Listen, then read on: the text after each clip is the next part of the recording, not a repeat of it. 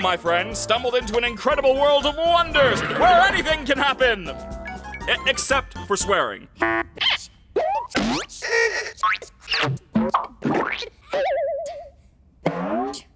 Oh my god. Hello， 大家好，我是陈子墨。前段时间有一部叫做《神奇数字马戏团》的动画在油管上进行了首集试播，反响非常的惊人。做这个动画的工作室之前还做过一部叫做《无极杀手》的动画系列，不知道各位有没有听说过或者看过这个动画啊？他们这个动画的画风以及角色设计都是吸引到了不少的观众，而相对于《无极杀手》来说，《神奇数字马戏团》这部动画的风格就显得更加的怪诞奇异，剧情展开也非常有意思。反正是蛮对我胃口的啊，所以咱们今天就边看边讲解一下这部动画的剧情。咱们先来看看这充满想象力的片头，通过这个片头也可以快速的了解整部作品的风格以及故事的展开。Welcome to the amazing digital circus! My name is Kane. I'm your ringmaster, and I'm here to show you the most jaw-dropping, heart-stopping, mind-bending paraphernalia you've ever laid your eyes upon! Isn't that right, Bubble? That's right, Kane. I can't wait to see what you've got cooking up for today. Well, let's not waste any time. Let's get right into the show! Jingle and Zoofle and Keener too. Raga, the Jack and the Cowmo.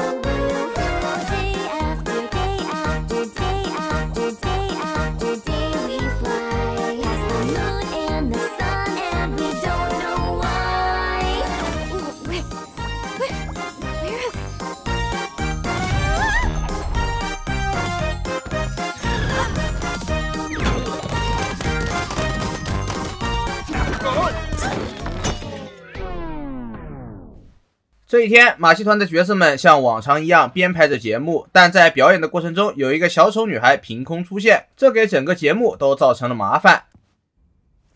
Kane, is this one of your NPCs or is this a new sucker?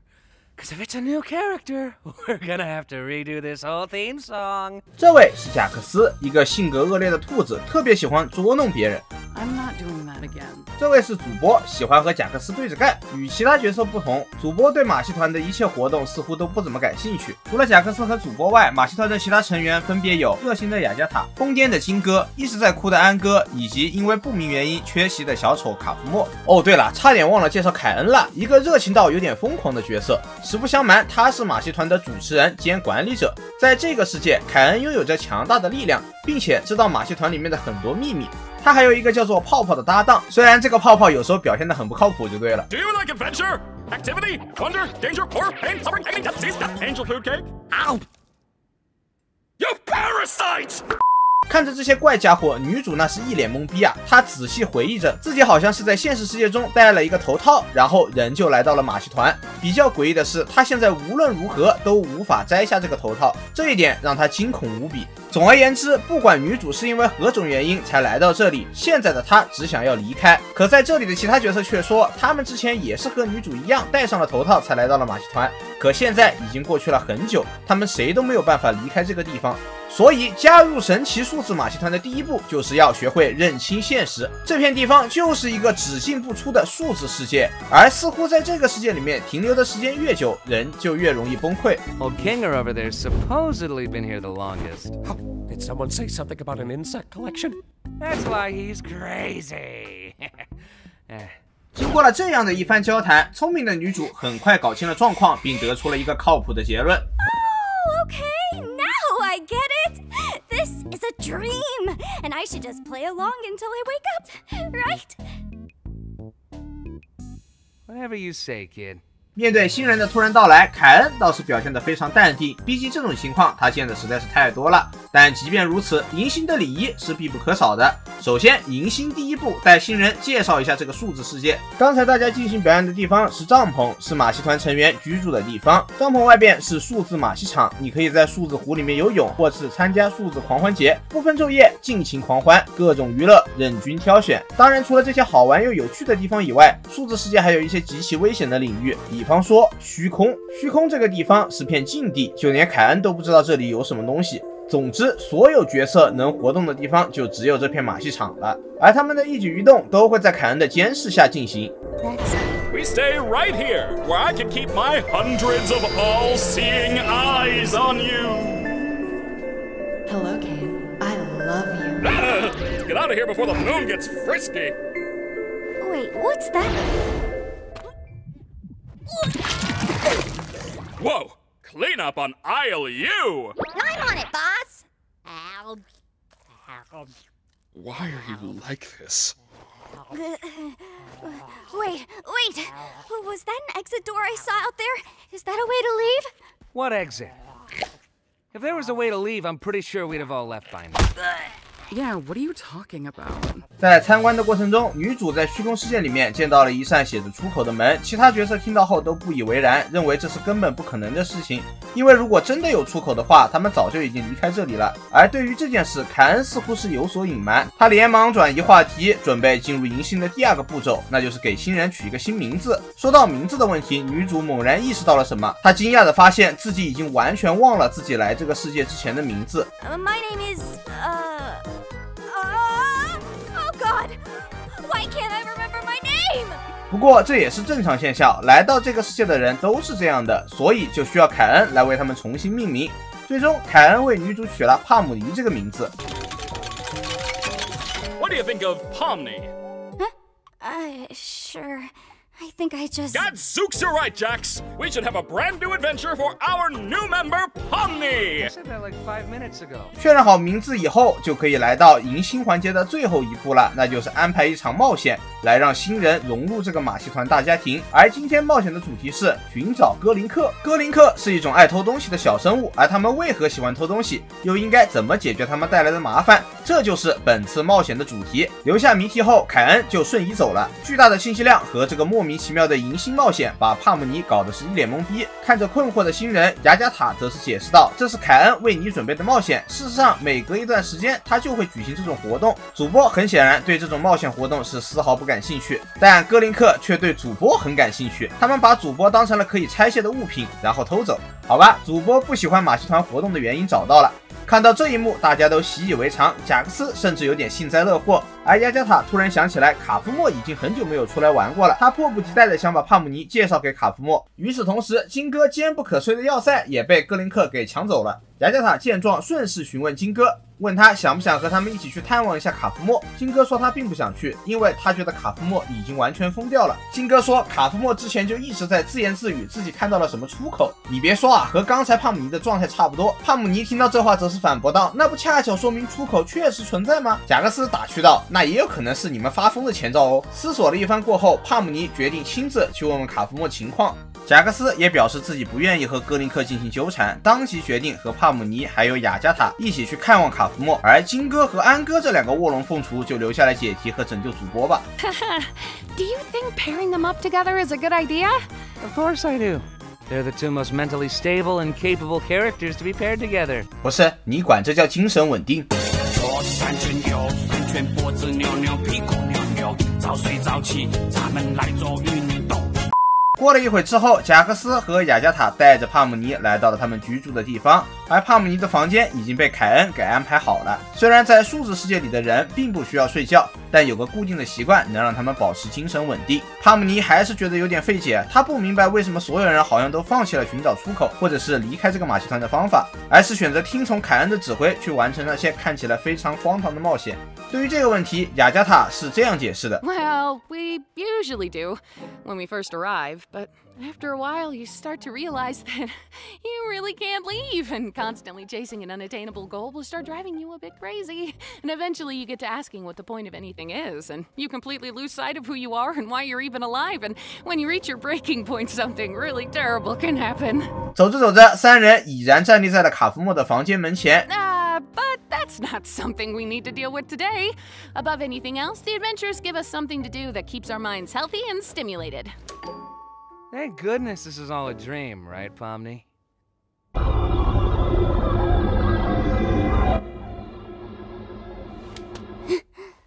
Why are we here again? What are we doing? We're getting one of our friends. 雅加塔上前敲门，可是卡夫莫并没有进行回应。正当雅加塔觉得奇怪的时候，贾克斯出手了。 Don't worry, Dollface. I've got a key to his room. 原来他私下收集了其他人房间的钥匙，以便不时之需。雅加塔对这种侵犯隐私的行为感到非常生气，贾克斯却不以为然，并坏笑道：“我上次去你房间玩的时候，不小心掉了点东西，你如果看到了，记得帮我保管好哦。不过也不是啥特别的东西啦，只是一条蜈蚣而已。”听到这话，雅加塔更加生气了，他大喊：“贾克斯，你明明知道我最怕蜈蚣了！哎呀，这种问题无关紧要了，咱还是赶紧去看看卡夫莫到底在房间里搞什么鬼吧。”推开房门，三人被眼前的一幕给吓到了。房间的墙上写满了出口的字迹，而卡夫莫已经变成了一个抽象化的黑色怪物。I've been looking for this. Thanks for keeping an eye on it, Coffee. I'm gonna head out. See ya. Oh, Kapo's been obstructed. That's okay. What is that? It might be that terrible thing I was talking about earlier when you reach your breaking point. 在数字世界里面，当一个人的精神到达了崩溃点，他就会抽象化成怪物。变成怪物后的人就会丧失理智，进而变得充满攻击性。被他攻击到的生物的身体也会发生错乱。遭到卡夫莫攻击的雅加塔也开始抽象了起来，走投无路的他本能地向帕姆尼求助。尽管很害怕，帕姆尼还是选择伸出援助之手。可他并不知道这种错乱是会传染的。那这还咋救啊？赶紧撒丫子跑路吧！ I'm sorry. 卡夫莫看到吓破胆的帕姆尼来了兴致，抛下了一旁的雅加塔追了过去。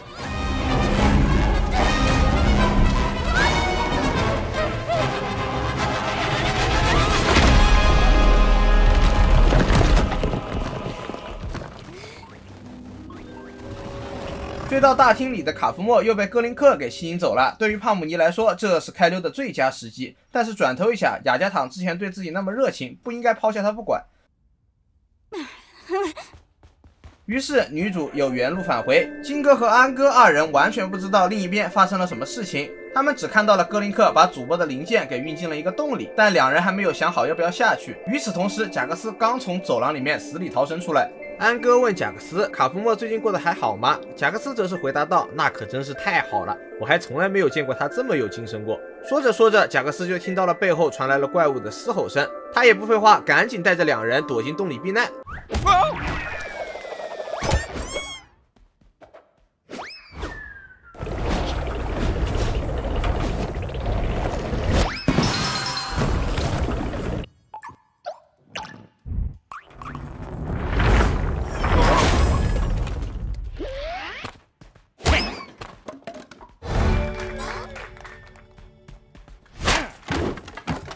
顺着洞，他们来到了格林克的老巢，而在巢穴中，他们见到了一条无比丑陋的大虫。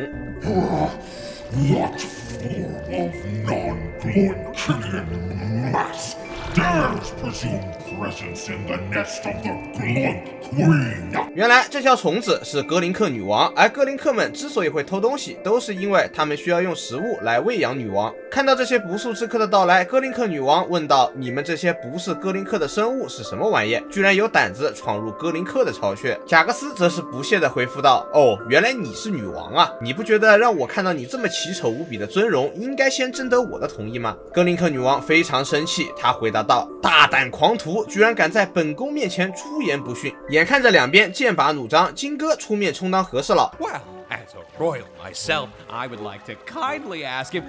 Oh, look, there's Zubul. Hi, Zubul. Help me, you idiots!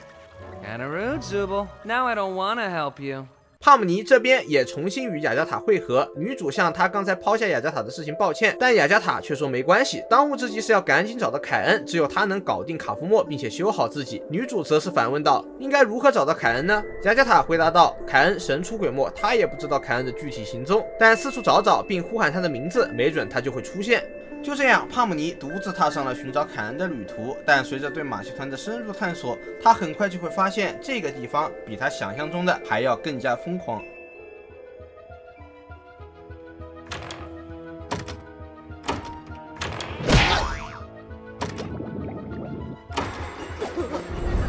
这里到处都是奇奇怪怪的东西，也难怪来这里的人精神都会逐渐崩溃。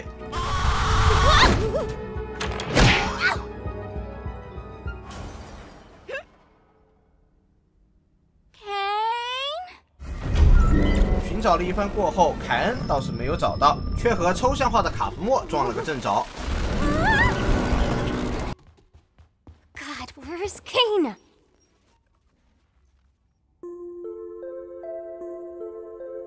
出口的大门就这样出现在了他的面前。我就说有出口吧，帕姆尼边想边推开了门，走了进去。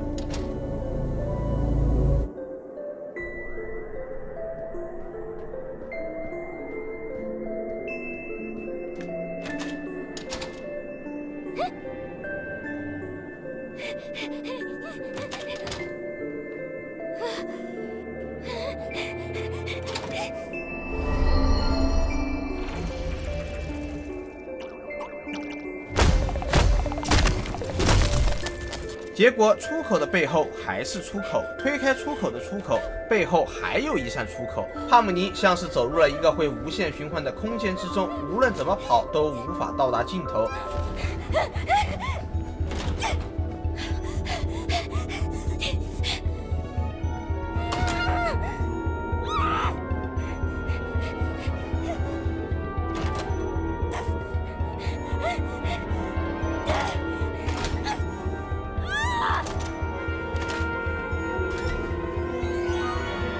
也许是受到了卡夫莫抽象化的影响，也可能是他意识到了自己可能永远也无法离开这个世界。帕姆尼的精神开始崩溃。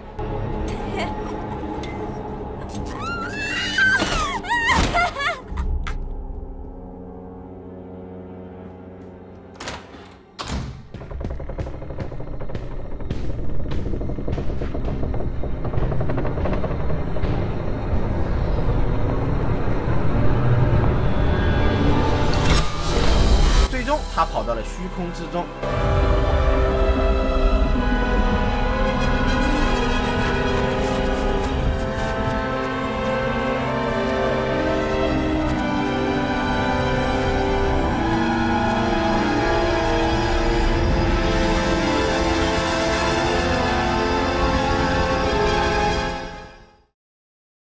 Do you not realize that everything must be Gloinks?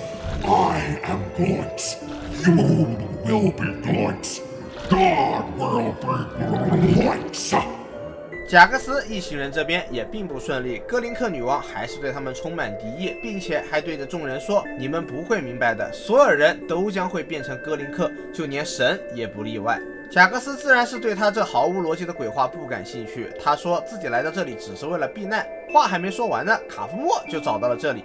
I'm not here for the adventure or anything. I'm just here to hide from the... Oh, thank God you're okay. You didn't experience a game show in there, did you? What are you talking about?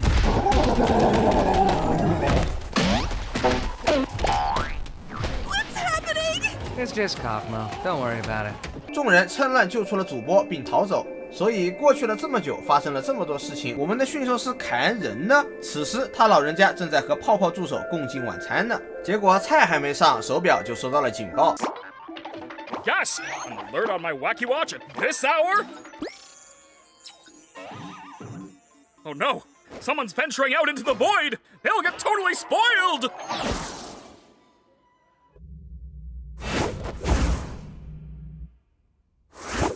There you go! Now what the heck happened around here? Kane! Kaufmo went through a sort of Kaufmosis and abstracted! Kaufmo abstracted? Why didn't anybody tell me? 在得知了整件事情的来龙去脉后，凯恩将卡夫莫打入地牢之中，在地牢下还有更多的抽象化怪物。卡夫莫并不是第一个化为怪物的角色，当然也不会是最后一个。Man, I can't believe Kaufmo just gave up like that. I mean, no offense, Kinger, but I always thought you would be next. Thank you. Guess it just goes to show you can't rely on Kinger for anything. I am in so much pain! Oop.「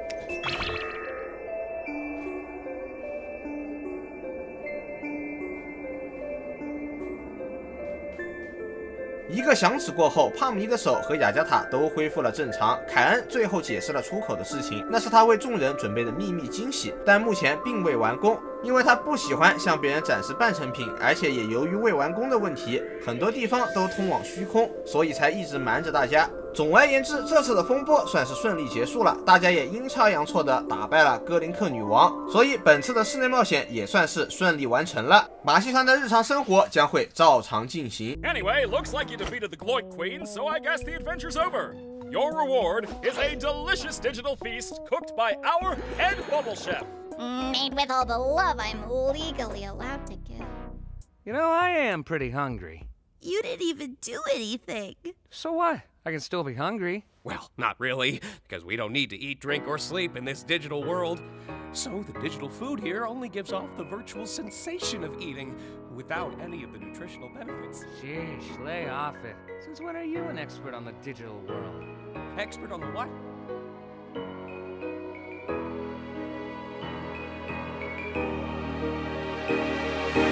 大家都在美美的享用大餐，可帕姆尼却一点也高兴不起来，因为他逐渐意识到了这个地方或许真的没有出口，而自己在这个世界中的疯狂冒险也才刚刚拉开序幕。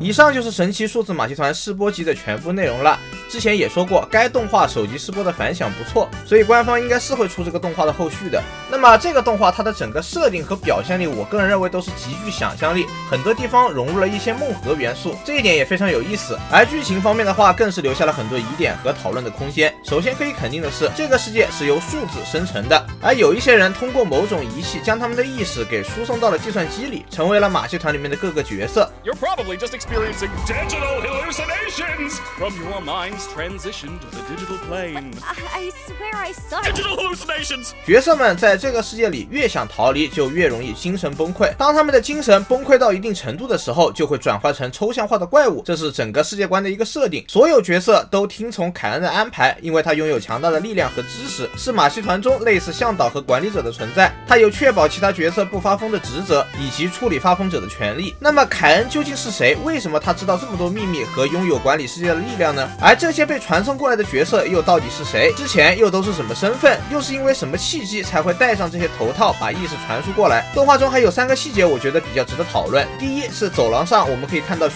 多其他角色的房间，但他们都被打了叉，这很可能说明他们已经发疯，被凯恩给处理掉了。第二个是哥林克女王的对话，她说在这个世界的万物都会变成哥林克，就连神也不例外。看似这一段话只是哥林克女王的胡言乱语，但没准是对数字世界更本质的某种解释。最后是帕姆尼在异空间看到的那个计算机，他看到那台计算机以后就陷入了一个癫狂状态。而在动画的结尾，数字世界被无限放大，最终镜头也停留在了这个计算机上。最后这边还是推荐各位去看一下神奇数字马戏团的原片，原片有很多解说无法替代的有趣地方，只有自己看了才会有更深的感受，也不用担心听不懂英文啊，这个动画是有官方的中文配音的。好吧，这就是本期视频的全部内容了，感谢你的耐心收看，我是陈子墨，我们就下期的视频再见喽，拜拜。